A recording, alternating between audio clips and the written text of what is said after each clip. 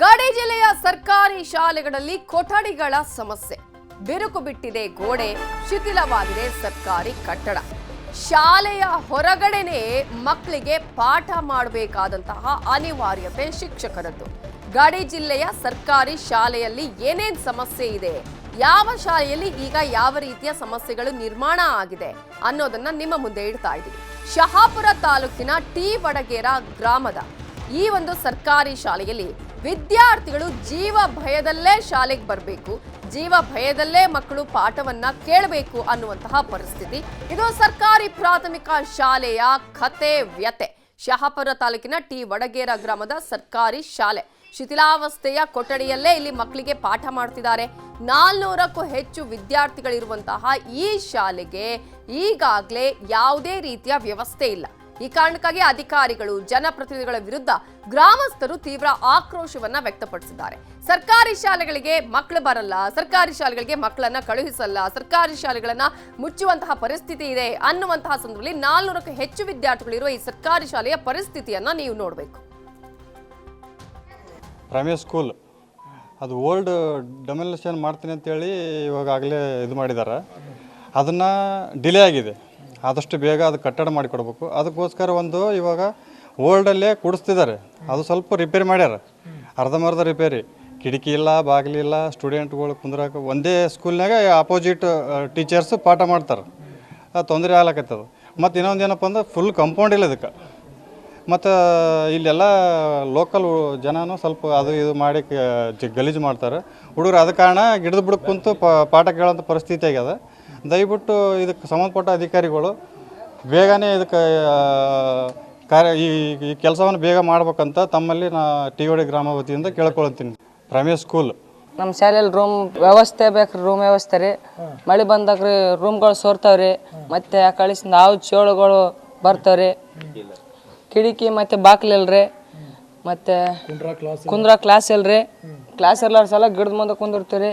ಬಂದು ಫೋಟೋ ಹೊಡೆದ್ಗೇಸಿಂದ ತೋರಿಸ್ತಾರೆ. ತೆಲ್ ಕುಂದಿರ್ಬೇಕ್ರಿ. ನಾವು ಕುಡ್ದ್ಗೇಸಿಂದ ಬಾಟಲ್ ಪೇಟಲ್ ಕಟ್ತಾರೆ. ನಾವೇ ಬಂದು ಆರಿಸ್ಬೇಕ್ರಿ. ಅದೊಂದು ವ್ಯವಸ್ಥೆ. ಮತ್ತು ಕಾಂಪೌಂಡ್ ವ್ಯವಸ್ಥೆ ಬೇಕ್ರಿ. ಒಂದೇ ಕ್ಲಾಸ್ನಲ್ಲಿ ಕುಂತು ಪಾಠ ಮಾಡೋಷ್ಟು ವ್ಯವಸ್ಥೆ ಆದ್ರೆ ನಮ್ಮ ಶಾಲೆಯಲ್ರಿ. ಇವೆಲ್ಲ ಪರಿಸ್ಥಿತಿಯನ್ನು ನಿರ್ವಹಿಸಬೇಕ್ರಿ ಸರ್. ಹೊಸ ಬಿಲ್ಡಿಂಗ್ ನಮ್ಮ ಶಾಲೆಯಲ್ಲಿ ಕ್ಲಾಸ್ ರೂಮ್ ನಡೆಯಲು ಬಹಳ ಕಷ್ಟ ಆಗುತ್ತಿದೆ. ನಮ್ಮ ಶಾಲೆಯ ಕಿಟಕಿ ಮತ್ತು ಬಾಗಿಲುಗಳೆಲ್ಲ ಮುರಿದಿವೆ. ನಾವು ರಜೆ ಕೊಟ್ಟಾಗ ನಮ್ಮ ಶಾಲೆಯ ಮುಂದೆ ಬೀರ್ ಬಾಟಲಿ ಅವೆಲ್ಲ ಬಿದ್ದಿರ್ತವೆ. ನಾವು ದಿನನಿತ್ಯ ಬಂದುಗೆಸಿಂದು ಅವನ್ನು ಕ್ಲೀನ್ ಮಾಡುತ್ತಿದ್ದೇವೆ. ನಾವು ಕ್ಲಾಸ್ ಕೇಳುವಾಗ ನಮ್ಮ ಟೀಚರ್ಸ್ ಅವರು ಹೇಳುವಾಗ ಜೀವ ಭಯದಿಂದ ಹೇಳುತ್ತಿದ್ದಾರೆ. ನಮ್ಮ ಕ್ಲಾಸ್ ರೂಮ್ ಸರಿ ಇಲ್ಲ, ನಾವು ಹೊರಗೆ ಬಂದು ಕುಂದಿರುತ್ತೇವೆ. ನಮಗೆ ಬಹಳಷ್ಟು ಕಷ್ಟವಾಗುತ್ತಿದೆ. ದಯವಿಟ್ಟು ನಮಗೆ ಕಟ್ಟಡವನ್ನು ಕಟ್ಟಿಸಿಕೊಡಬೇಕೆಂದು ತಮ್ಮಲ್ಲಿ ವಿನಂತಿ. ನೋಡಿ, ವಿದ್ಯಾರ್ಥಿಗಳು ಕೂಡ ಎಷ್ಟು ಭಯದಿಂದ ಅಲ್ಲಿ ಹೇಳ್ತಾ ಇದ್ರು, ಏನೇನು ಸಮಸ್ಯೆಗಳಿದೆ, ಏನು ಯಾವ ರೀತಿಯಾಗಿ ನಾವು ಪಾಠವನ್ನ ಕೇಳಬೇಕಂತ ಪರಿಸ್ಥಿತಿ. ಕೇವಲ ಮಕ್ಕಳಿಗೆ ಮಾತ್ರ ಅಲ್ಲ, ಶಿಕ್ಷಕರಿಗೆ ಕೂಡ ಅದೇ ರೀತಿಯ ಪರಿಸ್ಥಿತಿ. ಏನಾಗುತ್ತೋ ಏನೋ ಅಂತ ಆತಂಕದಲ್ಲೇ ಪಾಠ ಮಾಡಬೇಕು. ಈಗ ಮಕ್ಕಳು ಹೇಳ್ತಾ ಇದ್ರು, ಬಿಯರ್ ಬಾಟಲ್ ಎಲ್ಲ ಸಿಗುತ್ತೆ ನೋಡಿ. ಎಂತಹ ಪರಿಸ್ಥಿತಿ ಇದೆ, ಎಂತಹ ಮನಸ್ಥಿತಿ ಇದೆ ಅಂದ್ರೆ ಶಾಲೆಯಲ್ಲಿ ಹೋಗಿ ಇಂತಹ ಕೆಲಸಗಳನ್ನ ಮಾಡ್ತಾರೆ. ಮಕ್ಕಳ ಮನಸ್ಸಿಗೆ ಈಗಲೇ ಇಂತಹ ಒಂದು ಬೇಡದ ಕೆಲಸವನ್ನ ತುಂಬುವಂತಹ ವ್ಯವಸ್ಥೆಗಳು ಕೂಡ ಅಲ್ಲಿ ಆಗ್ತಾ ಇದೆ. ಪೋಷಕರು ಅದೇ ರೀತಿಯಾಗಿ ಅಲ್ಲಿನ ಗ್ರಾಮಸ್ಥರು ಕೂಡ ಇದ್ರ ಬಗ್ಗೆ ಗಮನವನ್ನ ವಹಿಸಬೇಕು. ಇದೇ ವಿಚಾರಕ್ಕೆ ಸಂಬಂಧಪಟ್ಟ ಹಾಗೆ ನಮ್ಮ ಜೊತೆ ಈಗ ಯಾದಗಿರಿಯ ಜಿಟಿಪಿಐ ಆಗಿರುವಂತಹ ಚನ್ನಬಸಪ್ಪ ಮುದೋಳ ಅವರೀಗ ಫೋನ್ ಸಂಪರ್ಕದಲ್ಲಿ ಜಾಯ್ನ್ ಆಗಿದ್ದಾರೆ. ನಮಸ್ತೆ ಸರ್. ನಮಸ್ತೆ ಮೇಡಮ್. ನಮಸ್ತೆ ಸರ್. ನಿಮ್ಗೆ ಈಗಾಗಲೇ ಸರ್ಕಾರಿ ಶಾಲೆಗಳು ಯಾವ ರೀತಿ ಆಗಿದೆ ಅನ್ನೋದು ಗೊತ್ತಿರಬಹುದು. ಈಗ ಯಾದಗಿರಿಯ ವಡಗೇರ ಸರ್ಕಾರಿ ಶಾಲೆ ಪ್ರಾಥಮಿಕ ಶಾಲೆಯಲ್ಲಿ 400ಕ್ಕೂ ಹೆಚ್ಚು ಮಕ್ಕಳು ಇದ್ದಾರೆ. ಮಕ್ಕಳೇ ಇಲ್ಲ, ಶಾಲೆಗಳನ್ನು ಮುಚ್ಚುವಂತಹ ಪರಿಸ್ಥಿತಿ ಇರುವ ಸಂದರ್ಭದಲ್ಲಿ ಈ ಶಾಲೆಯಲ್ಲಿ ಮಕ್ಕಳಿದ್ದಾರೆ, ಟೀಚರ್ಸ್ ಇದ್ದಾರೆ, ಆದ್ರೆ ಮೂಲಭೂತ ಸೌಲಭ್ಯಗಳೇ ಇಲ್ಲ. ಯಾವಾಗ ಸರಿ ಆಗ್ಬೋದು ಸರ್ ಇದು? ಮೇಡಮ್, ಈಗಾಗಲೇ ನಾವು ಅಕ್ಷರಾವಿಷ್ಕಾರ KKRD ಬೀದಿಯಲ್ಲಿ ಮಾನ್ಯ ನಮ್ಮ ಜಿಲ್ಲಾ ಉಸ್ತುವಾರಿ ಸಚಿವರ ನೇತೃತ್ವದಲ್ಲಿ ಈಗಾಗಲೇ ಸಭೆ ಮಾಡಲಾಗಿದೆ. ಈಗ ಒಂದು KKRD ಬೀದಿಯಿಂದ ಥರ್ಡ್ ಪಾರ್ಟಿ ಒಂದು NGOದಿಂದ ಸರ್ವೆ ಮಾಡಲಾಗಿದೆ ಮೇಡಮ್. ಈಗಾಗಲೇ ಎಸ್ಟಿಮೇಟ್ ಮಾಡ್ತಾ ಇದೀವಿ.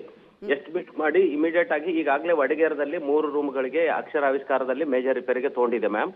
ಮತ್ತು ಅಡಿಷನಲ್ ಕ್ಲಾಸ್ ರೂಮ್ಗೆ ಮತ್ತು ಇನ್ನೊಂದು ವಾರದಲ್ಲಿ ಇಡೀ ಇದು ಯಾದಗಿರಿ ಜಿಲ್ಲೆಯಲ್ಲಿ ಒಂದು ಆಕ್ಷನ್ ಪ್ಲಾನ್ ಮಾಡಿಕೊಡ್ಲಿಕ್ಕೆ ಎಲ್ಲ ಜನಪ್ರತಿನಿಧಿಗಳು ಈಗಾಗಲೇ ಮೀಟಿಂಗ್ ಮಾಡಿ ಹೇಳಿದ್ದಾರೆ ಮೇಡಮ್. ನಾನು ರೀಸೆಂಟ್ ಆಗಿ ಜಾಯ್ನ್ ಆಗಿದ್ದೀನಿ.